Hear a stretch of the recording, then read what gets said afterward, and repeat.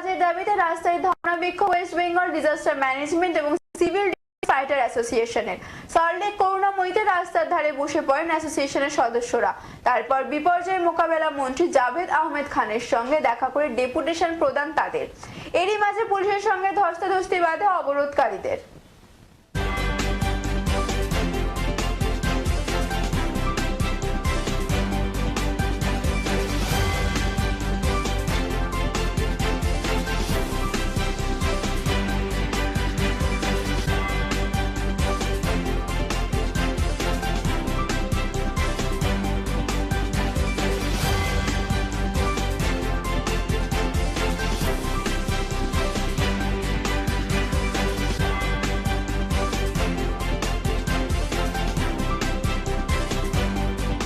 अरे भैया कहाँ हैं आप?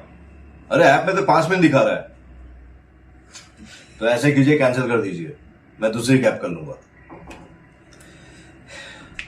क्या बात कर रहे हैं आप? ऐप में तो 500 रुपए दिखा रहा है, आप एक्स्ट्रा क्यों मांग रहे हैं? क्या आप भी रोजाना ट्रेवल करने के लिए कैब बुक करते हैं? और क्या इसी तरह के एक्सपीरियंस का सामना करना पड़ता है आपको भी? तो आइए, अब इस एक्सपीरियंस को बेटर बनाने का टाइम आ गया है रेडी टू कैब के साथ। रेडी टू कैब से इंडिया का most trusted and fastest growing cab booking platform. Ready to cabs पर आपको कैब बुकिंग सर्विसेज ही नहीं बल्कि यहाँ पर आप local taxi, rickshaw, AC non AC taxi सब बुक कर सकते हैं। और सबसे अच्छी बात तो ये है कि यहाँ पर आप अपना फेयर खुद डिसाइड करते हैं। है ना ये अच्छी बात? अब लंबे इंतजार की जरूरत नहीं है, ना ही एक्स्ट्रा फेयर देने की जरूरत है, और अपने डेस्टिनेशन पर लेट पहुंचने की टेंशन भी खत्म। यहाँ पर सिर्फ बुकिंग ही नहीं, रेडी टू कैब्स के साथ आप एज ए करियर भी अपने आप को ग्रो कर सकते हैं, जहां पर इंडिया के बाकी के सारे प्लेटफॉर्म के कंपैरिजन में आप ज्यादा रेवेन्यू जनरेट कर सकते हैं। तो अब इंतजार कैसा? बनाओ अपने कैब बुकिंग एक्सपीरियंस को बेटर रेडी टू कैब्स के साथ। आप इस ऐप को डाउनलोड कर सकते हैं प्ले स्टोर से या फिर ऐप स्टोर से, या फिर स्क्रीन पर नीचे दिए गए नंबर पर कांटेक्ट कीजिए। मिलते हैं।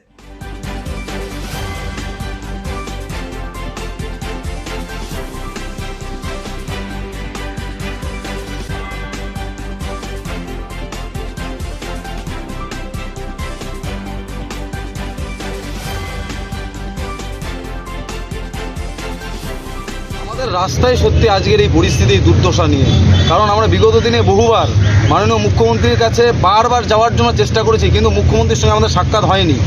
আমরা অভিষেক বন্দ্যোপাধ্যায়ের সঙ্গে সাক্ষাৎ করেছি, কিন্তু আমাদের যে জাভেদ আহমেদ খান রয়েছে, আমাদের বিপর্যয় মোকাবিলার মন্ত্রী, উনি আমাদের সঙ্গে একটিবারের জন্য সাক্ষাৎ করছেন। ওনার দৃষ্টি আকর্ষণের জন্য আমরা রাজ্য স্তরে বহুবার এই আন্দোলন মিছিল বিক্ষোভ করেছি। আপনারা দেখেছেন যে 18, 19, 20 তারিখ রানী রাসমণি রোডে ধর্মতলার পাশে আমরা কিন্তু লাগাতার অবস্থান করেছি।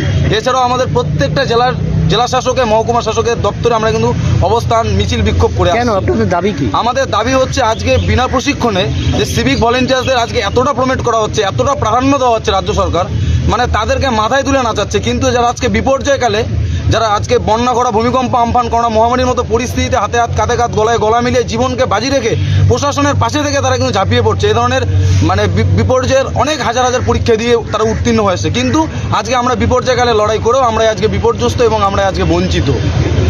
আজকে কি করবে তোমরা? আজকে তোমাদের আমরা আজকে সল্টলেকে এখানে এসেছি। পশ্চিমবঙ্গের আমাদের বিভিন্ন বঞ্চিত ছেলেমেয়েরা রয়েছে, সিভিল ডিফেন্স এবং আপদামিত টেন্স ফাইটার্সরা। আমরা বলতে চাইছি যে সামনে লোকসভা নির্বাচন রয়েছে, এই নির্বাচনে যদি মুখ্যমন্ত্রী মাননীয় মমতা ব্যানার্জি আমাদের ভোটটা পেতে চায়, কারণ আমাদের প্রত্যেকটা ব্লক বুথ, সারা পশ্চিমবঙ্গের কথা বলছি, প্রত্যেকটা বুথ অঞ্চল ব্লক স্তরে কিন্তু আমাদের ছেলেমেয়েরা রয়েছে। সেখান থেকে একটা বিরাট অঙ্কের কিন্তু একটা ভোট ব্যাংক রয়েছে। এই ভোট ব্যাংকটাকে যদি পেতে হয়, অবিলম্বে আমাদের মাসে 30 দিনের কাজ এবং 60 বছরের সুনিশ্চিতকরণ করতে হবে।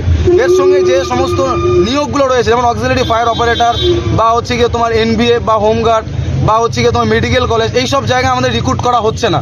ফলে সেই জায়গা থেকে আমরা বহুদিন ধরে বঞ্চিত হয়ে আসছি। আমাদের তো বয়সের একটা ব্যাপার রয়েছে। আজকে কাউকে দেওয়া হচ্ছে মাসে 30 দিনের কাজ এবং 60 বছরের সুনিশ্চিতকরণ। এটা প্রথম আমাদের দাবি। এবং দ্বিতীয় দাবি হচ্ছে আপনার কি এখন ক্যাজুয়াল আছে? ক্যাজুয়াল বলতে মাসে 2-1 দিন ডিউটি পায়, তার বেশি পায় না। ওটা নিয়ে আমাদের সংসার চলে না সঠিকভাবে। তো একাধিকবার রাস্তায় বসার পরে আমাদেরকে সঠিক জায়গায় কাজে লাগাচ্ছে না, যার কারণে আজকে কলকাতার বুকে এই প্রতিবাদ সভা। সামনে লোকসভা ভোট, কাকে ভোট দেবেন? সেটা আমরা প্রতিবাদ সভাটা হচ্ছে আজকে যে করছি, তো তার পরিপ্রেক্ষিতে ভোট ব্যাংকে সেটা আমরা জবাব দিব। সেটা সঠিক সময়ে সেই বুথে বা সেই ব্লকে, সেই মহকুমাতে সঠিক গণতান্ত্রিক অধিকার সেটাকে প্রয়োগ করা হবে।